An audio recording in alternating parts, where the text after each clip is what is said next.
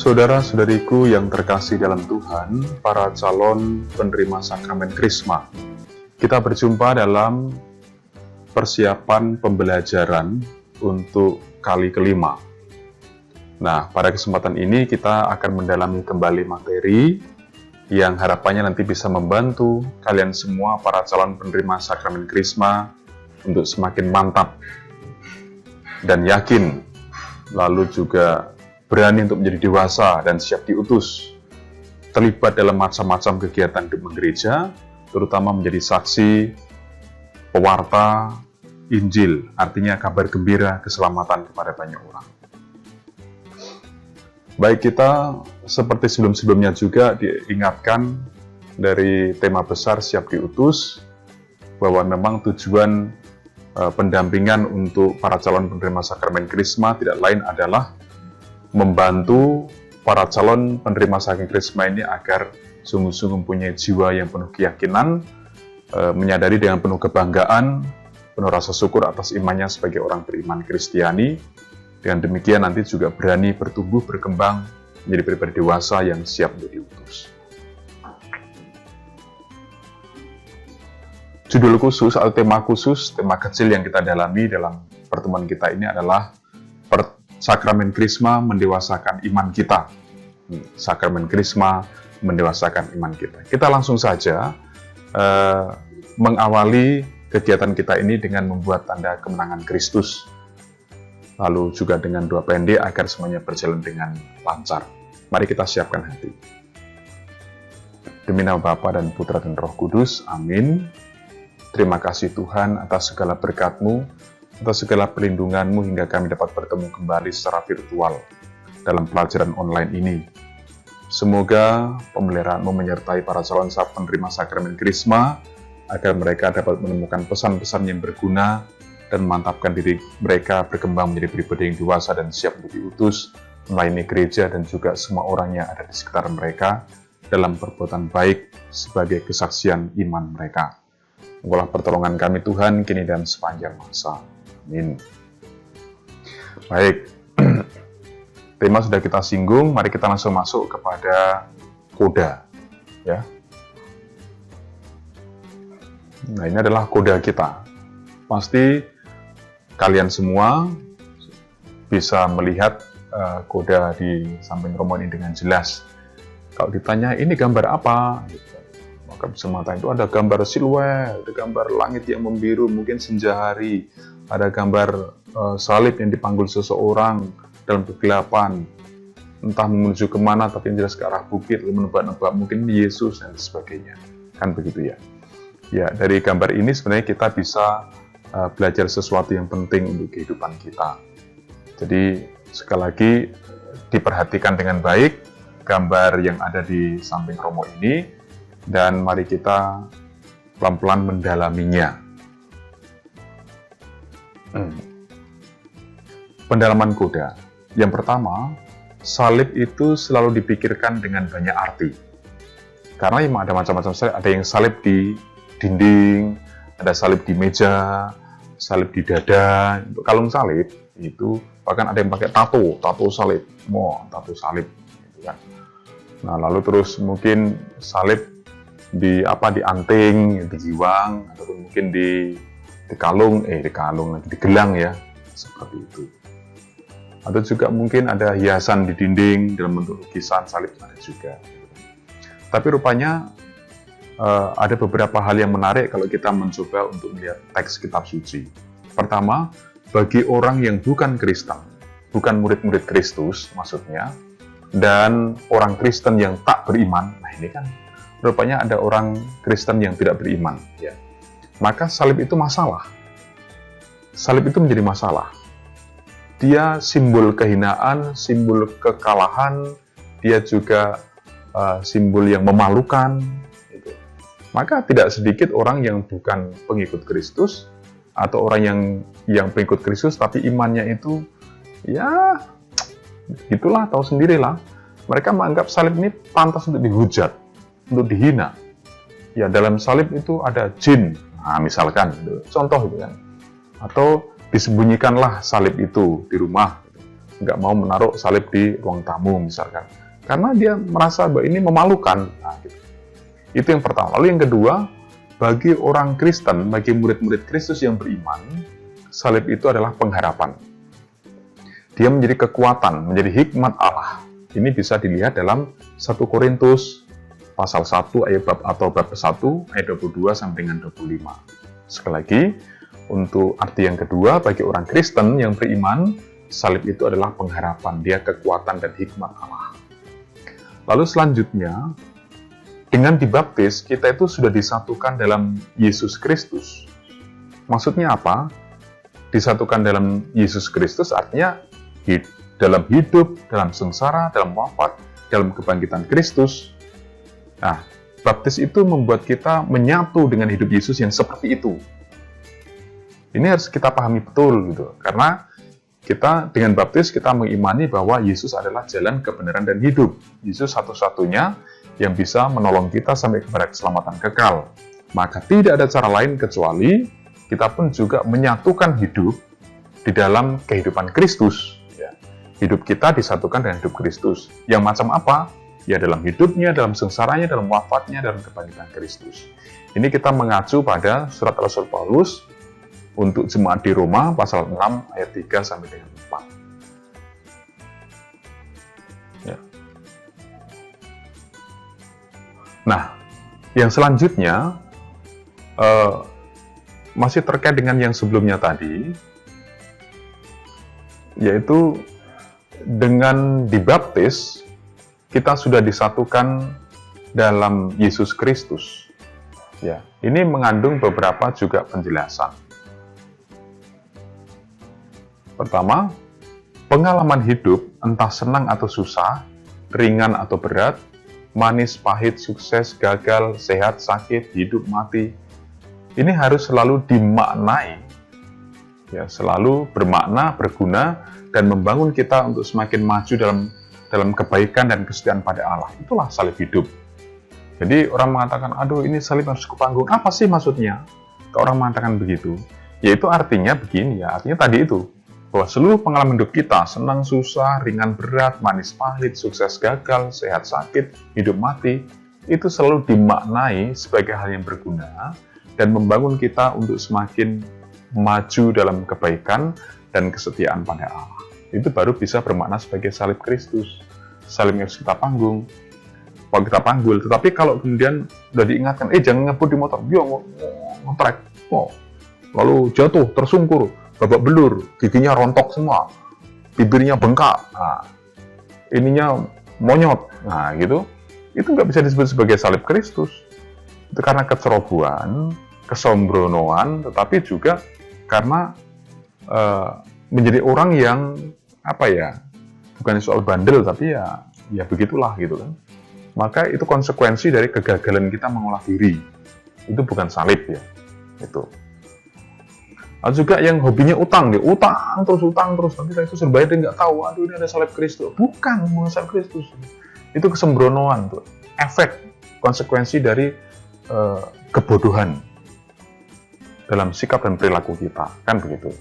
Yang berikutnya, pengalaman hidup itu tidak untuk dipilih-pilih, tetapi dihadapi dalam keyakinan iman pada kasih dan kesetiaan Allah yang memanggil kita pada keselamatan.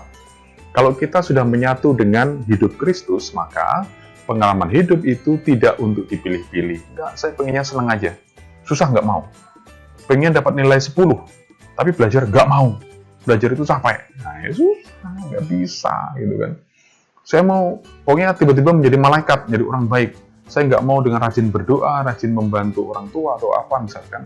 Berbuat pada orang lain, saya nggak mau. Pokoknya yang penting saya menjadi malaikat. Nggak bisa, gitu loh. Itu ya. Yang ketiga, dengan baptis kita disatukan dalam hidup Kristus, maka inilah kita sebagai orang yang dewasa dalam hidup dan iman. Jadi Kristus itu membuat kita sebenarnya pelan-pelan menjadi matang, menjadi dewasa, gitu ya. Menjadi berkualitas. Bukan hanya menyangkut hidup sebagai pribadi manusia, tapi terutama dalam soal beriman. Tuh.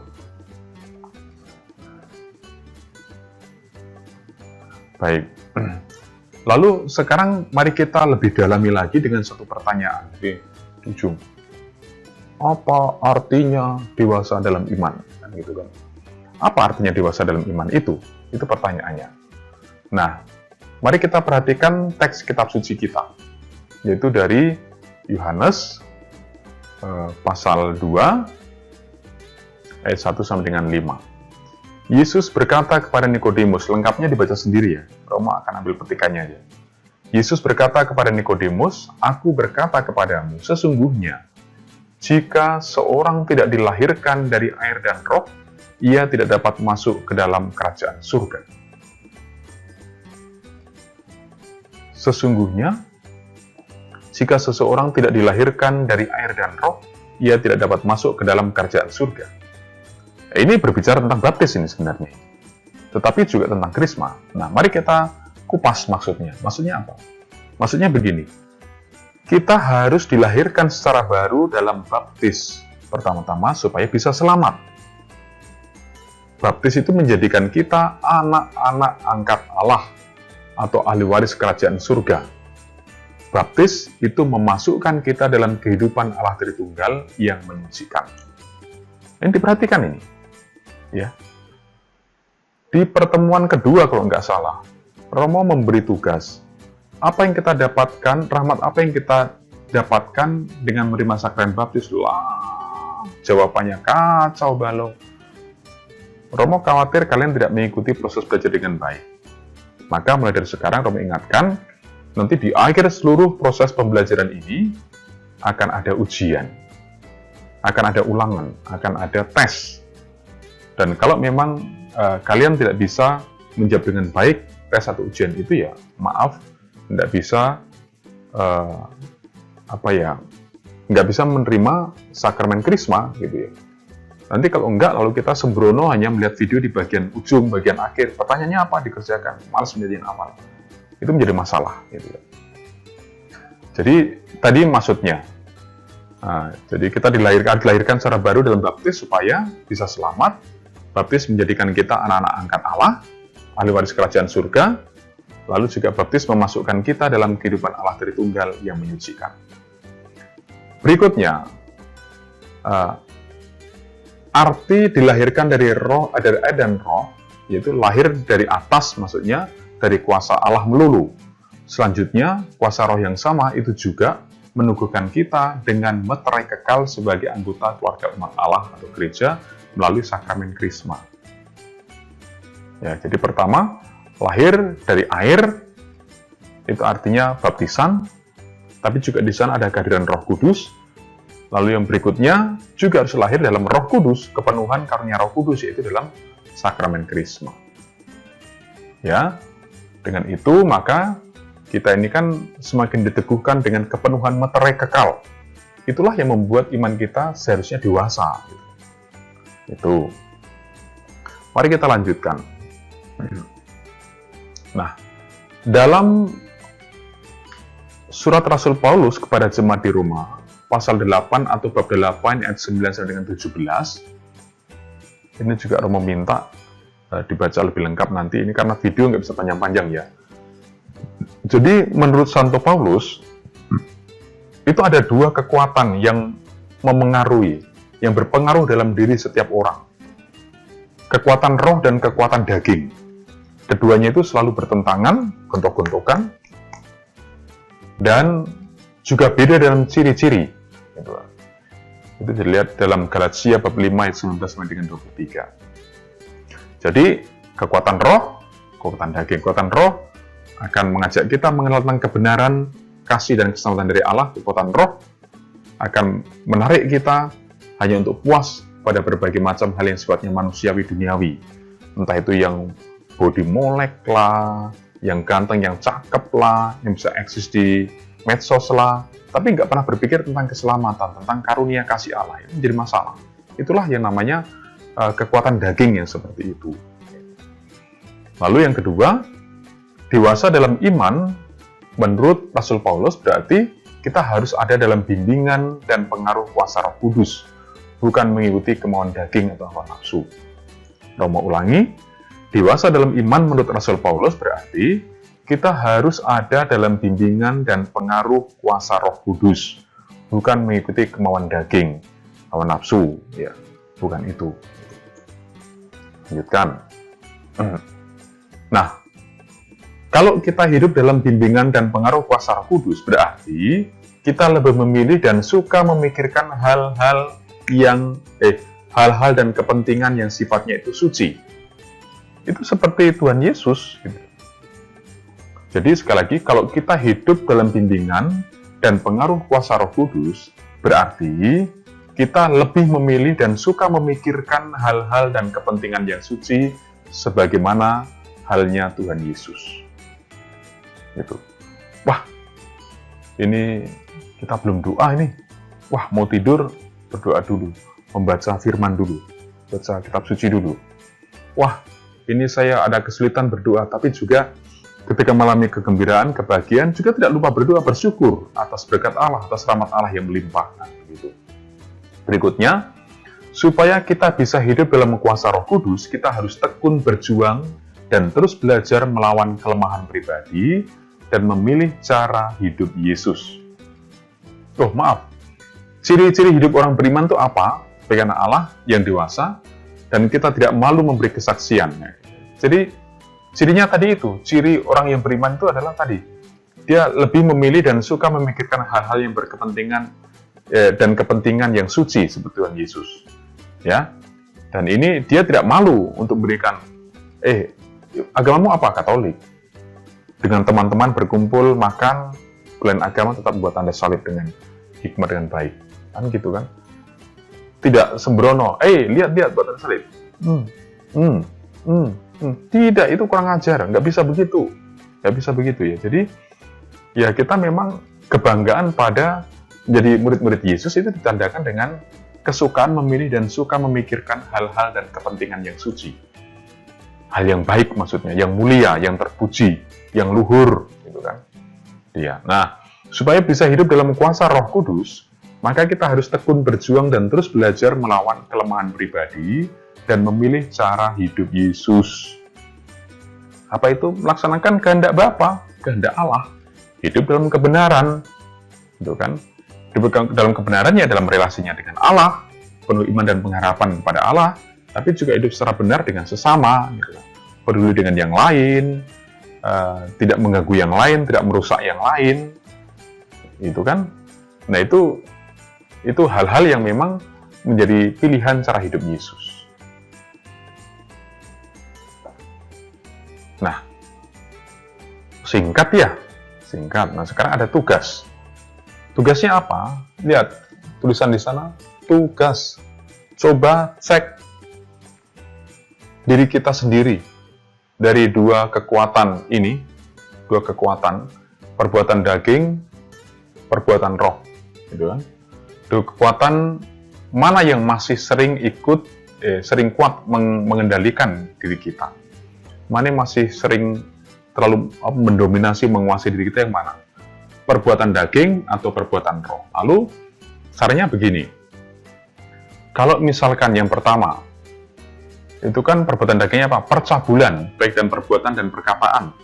Lalu sementara perbuatan rohnya apa? Kasih misalkan. Nah, kalau kita merasa di nomor 1, ternyata perbuatan dagingnya itu lebih kuat, seringkali lebih kuat menguasai kita, menggoda kita, maka ya itu di bagian apa yang berwarna merah ya dicontreng gitu. Nggak usah pinggir-pinggir, tengahnya aja dicontreng, seperti itu. Ya. Atau kalau lebih mudahnya lagi, mungkin kesulitan mencontreng, dicoret aja, dicoret yang tidak dipilih. Jadi misalkan contoh untuk yang nomor 1, perbuatan daging lebih kuat mempengaruhi, maka yang di perbuatan kasih, yang tulisan kasihnya itu dicoret. Itu artinya pencabulan, perbuatan dan perkataan itu lebih kuat menguasai atau mempengaruhi kebiasaan hidup kalian. Lalu yang kedua juga begitu, dia perbuatan dagingnya kecemaran atau kebiasaan jorok, kan? Kebiasaan jelek ya. Lalu sementara perbuatan rohnya adalah sukacita misalkan. Lalu kalau kalian merasa ternyata sukacita itu lebih menguasai, lebih mempengaruhi, maka yang kecemaran atau kebiasaan jelek itu dicoret. maka yang dipilih adalah sukacita. Gitu ya. Saya kira nggak terlalu sulit untuk untuk diselesaikan tugas ini. Ya, saya kira itu saja tugasnya, dan tidak harus dibuat kolom, nggak harus, ditulis saja.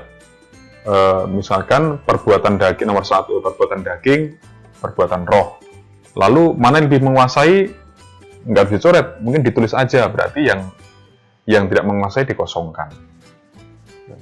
Contoh nomor 3, misalkan kita tulis perbuatan daging, apa itu? Kecemaran, kebiasaan jelek. Lalu perbuatan roh, sukacita. Nah, karena yang dipilih adalah sukacita, maka yang bagian kecemaran di perbuatan daging dikosongkan. Lalu berarti yang di sukacita perbuatan rohnya itu dipilih. Bagaimana kalau yang nomor 12, Romo? Pesta pora, yang perbuatan rohnya nggak ada. Mungkin kalian melihat ada perbuatan roh yang lain yang bagus untuk kalian, misalkan hemat, penuh kasih membantu yang lain, maka ditulis di sana. Berarti pesta poranya jangan ditulis kalau bukan itu. Tapi kalau memang pesta poranya lebih menguasai, lebih mempengaruhi, maka itulah yang ditulis. Ya, seperti itu. Sama, sebelum dikumpul harus diserahkan ke ketua KBG, ditandatangani ataupun distempel, baru diserahkan ke Romo. Bisa juga tanda tangani oleh ketua KBG, baru difoto, lalu dikirim ke Romo ataupun ke sekretariat. Ya, saya kira itu saja. Adik-adik yang terkasih, saudara-saudariku, proses pendampingan untuk kesempatan pertemuan kelima ini. Sampai jumpa di minggu depan. Semoga berkat melimpah untuk kalian semua, dan Romo menunggu tugasnya, gitu. Tapi juga mengingatkan dari seluruh proses pembelajaran kita nanti akan ada ujian, akan ada ulang mengevaluasi keseriusan kita dalam mengikuti proses pendampingan secara online ini. Mari kita tutup dengan memuliakan Allah. Kita siapkan hati. Demi nama Bapa dan Putra dan Roh Kudus. Amin. Kemuliaan pada Bapa dan Putra dan Roh Kudus, seperti pada permulaan, sekarang, selalu, dan sepanjang segala abad. Amin. Kalian sekalian diberkati rahmat Allah, Bapa dan Putra dan Roh Kudus. Amin. Ciao.